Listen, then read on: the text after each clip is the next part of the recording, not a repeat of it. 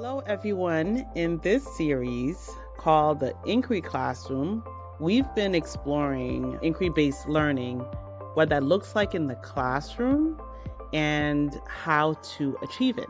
I'd like to provide a recap for those of you who are just joining us, and I'll break up the recap into 3 or 4 separate episodes just to make it manageable. In this particular recap, we're going to be talking about what exactly is inquiry-based learning. We always, of course, start with a definition.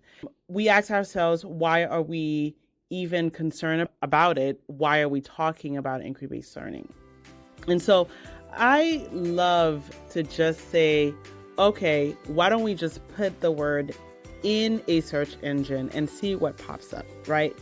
And for me, when I did that, what popped up for me is something from splashlearn.com, which says that inquiry-based learning is a student-centered teaching method that encourages students to ask. These are words that we're going to see over and over again as we look at articles, even short articles, blogs, and even scholarly journals. Let me continue here. So it says this type of learning is often hands-on. That's another characteristic that you'll hear a lot, that inquiry-based learning is hands-on. If I go to another one of the descriptions that pop up for me, and this one is from Cambridge.org, it says that inquiry-based learning is a learner-centered approach, which starts with an essential question. And so now we don't see the students asking the question, but we see the question being generated from the teacher. And that is true. And we'll talk later later on when we discuss how do we plan for that. Where do student-generated questions come in, right? And it really depends on what type of inquiry-based learning that you decide to do. So it could come in very early on. It could guide the entire inquiry, or you can start with a teacher-generated question and then incorporate student questions. It says here, learners investigate the topic to find answers to the question. So again, we see the word investigation, but here we also see finding answers, right? This idea of getting to a solution. Learners are also developing language and skills throughout the inquiry.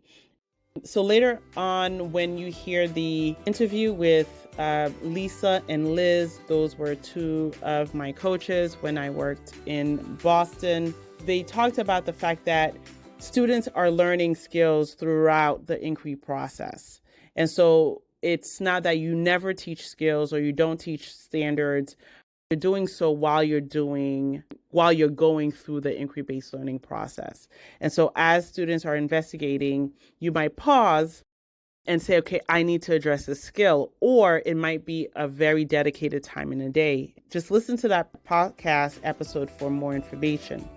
In a scholarly article by Tawfik, Hong, and Giabbanelli, which came out in 2020, I believe, I'll put the link in the description.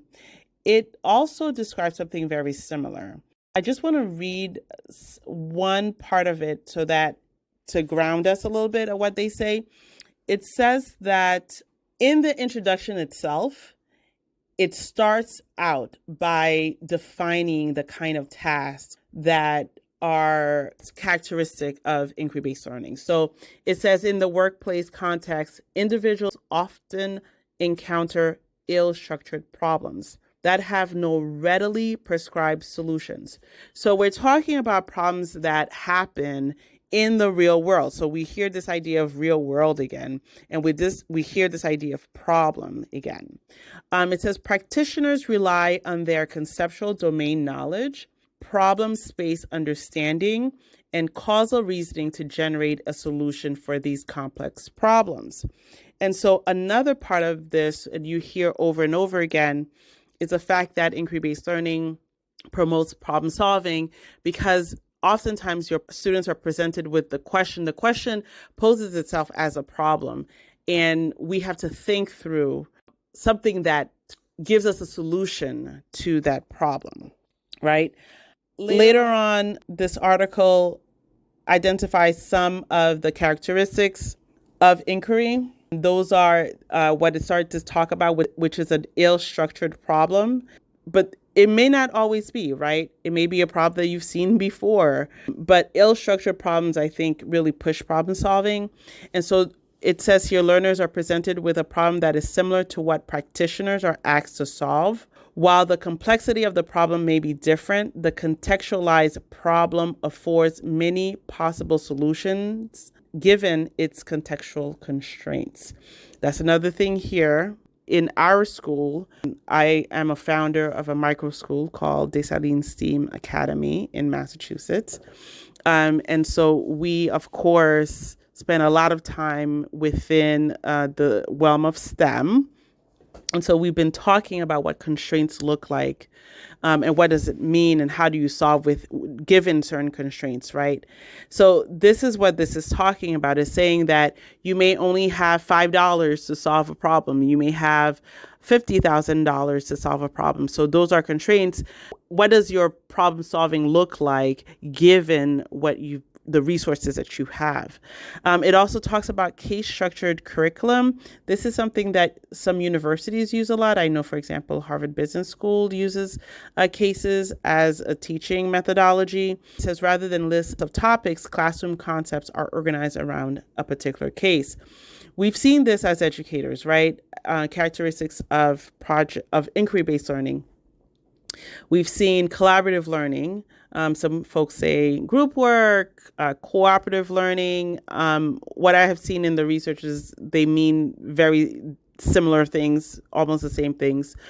So learners are working together in groups, right, to solve the problem.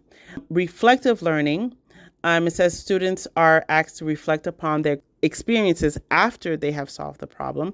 Now, reflection should happen throughout the entire process, but the point is that reflection is a very important part of inquiry-based learning.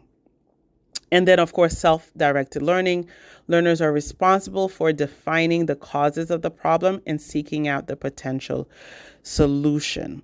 So these characteristics, if you just do a quick search on a search engine or you're reading scholarly articles, these are characteristics that show up over and over again. And so let me go back and list them. I may have missed some. If I do, please forgive me. But these are inquiry-based learning environment is learner-centered. And if it's learner-centered, that means it's not teacher-centered, right? That's why the role of the teacher is different. It modifies, right? You modify the role of the teacher. The teacher becomes a facilitator. What does that mean? The teacher definitely has a teaching role, and you'll hear more of that when we talk to Liz and to Lisa. But there's more time where the students are generating knowledge. They're generating information. They're researching information.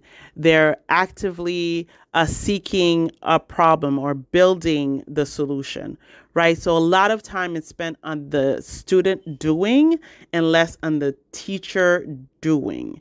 So, but there is time for the teacher to do and the teacher to help the exploration, to push students along, to introduce a topic. There are lots of roles for the teacher here. But if you walk into a classroom and you see that, or, you watch a teacher for about a week of instruction, and anywhere from like 50 to 100% of the time, they're the focus of the classroom, that may not be an inquiry-based learning classroom. So 50%, I would say, you as the educator, if you're looking at observing another teacher, you might say, well, that time was needed because X, Y, and Z. But if it's 100% of the time, that definitely is not an inquiry-based learning classroom. So we see learner-centered. So there's a modification of the role of the teacher. Students are asking questions. Students generate questions typically in an inquiry-based learning environment. Now, in the second recap, we'll talk about the different types of inquiry-based learning, because you can gradually get to the point where students are asking their own questions and going off into their own investigations. But there is a place where you can start where the teacher is the one providing the question. So learner-centeredness, a modification of the role of the teacher. Students are asking questions. They're generating questions. There is investigation. We see that over and over again. And then I think what's very powerful is the fact that the task is just very different. We're talking about authentic tasks. And what are those, right? Those are things that we see in the real world. Those are things that we see that practitioners might see, tasks that practitioners are solving. And the article by Tawfik, we saw that they also described it as ill-structured problems. We also see that there is a point where students have to create some kind of resolution, right? It's not that there's a problem. It's not that we just want to research something, but now we want to do something to mitigate or to solve, right? So there's some kind of solution orientation towards a solution.